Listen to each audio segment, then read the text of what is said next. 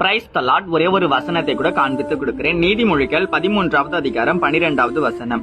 நெடுங்காலமாய் காத்திருத்தல் இருதயத்தை இழைக்க பண்ணும், விரும்பினது வரும்போது ஜீவ விருட்சம் போல் இருக்கும். இன்னைக்கு ஆண்டவர் நம்மள பார்த்து சொல்றாருங்க, மகனே மகளே, விரும்பின காரியம் சீக்கிரமா உன் லைஃப்ல நடக்க போகுதுன்னு சொல்றாரு.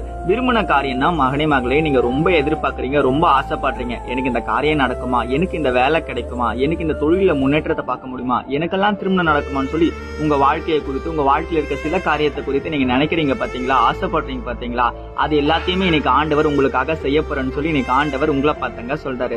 இந்த வசனத்திலே சொல்லப்பட்டிருக்கு நெடுங்காலமாய் காத்திருத்தல். நெடுங்காலமாய் காத்திருத்தல்னா மகனே மகளே, நீங்க பொறுமையா வெயிட் பண்ணணும்ட்டு. நீங்க பொறுமையா வெயிட் பண்றீங்களா? கொஞ்சம் யோசிச்சு பாருங்க. ரொம்ப அவசரப்படுறீங்க, அவசரப்படாதீங்க. நீங்க பொறுமையா இருங்க. நிச்சயமா உங்க லைஃப்ல நடக்க போது இன்னைக்கு ஆண்டவர் உங்க லைஃப்ல செய்ய தாங்க போறாரு. நீங்க விசுவாசமா இருக்கீங்களா?